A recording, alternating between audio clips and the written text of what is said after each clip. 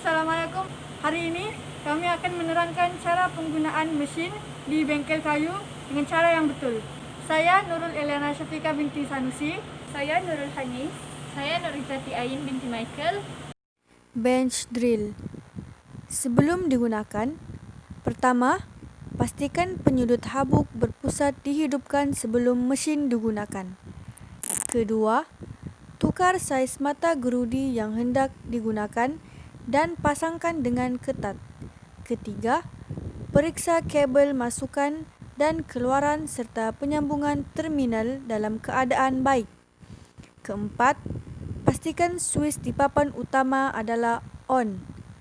Sebelum operasi, on switch pada mesin. Sedang operasi, pastikan kerja dilakukan dengan berhati-hati. Selepas operasi, offkan switch pada mesin. Selepas digunakan, offkan switch pada papan utama. Dan akhir sekali, pastikan tempat kerja dibersihkan. Belt and descender. Sebelum digunakan, pakai pakaian yang sesuai dan penutup hidung. Periksa kabel, masukan dan keluaran serta penyambungan terminal dalam keadaan baik. On switch di papan utama. Sebelum operasi, on switch pada mesin. Sedang operasi, pastikan kerja dilakukan dengan berhati-hati. Selepas operasi, off switch pada mesin. Selepas digunakan, off switch pada papan utama dan pastikan tempat kerja dibersihkan. Radial arm saw.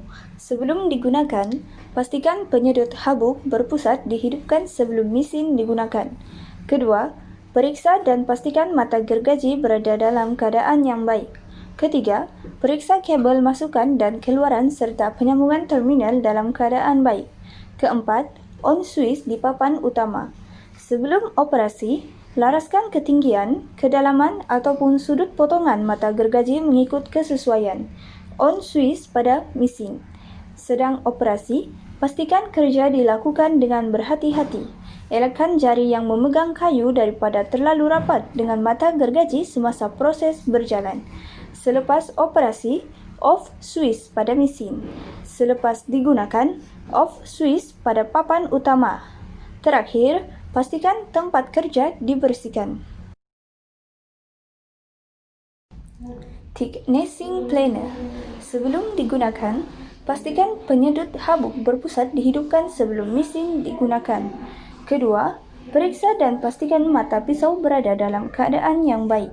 Ketiga, periksa kabel masukan dan keluaran serta penyambungan terminal dalam keadaan baik. Keempat, on switch di papan utama.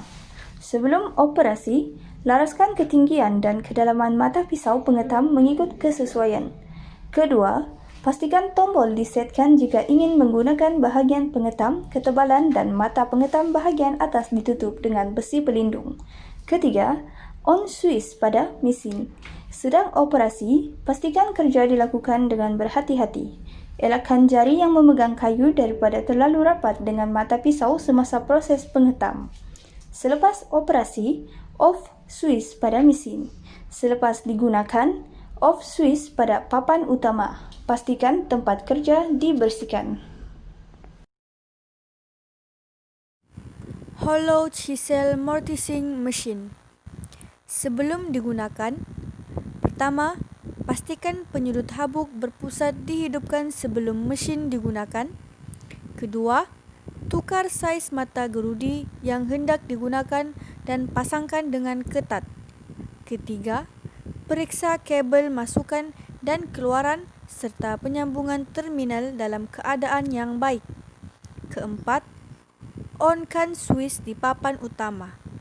Sebelum operasi, onkan switch pada mesin. Sedang operasi, pastikan kerja dilakukan dengan berhati-hati. Selepas operasi, offkan switch pada mesin.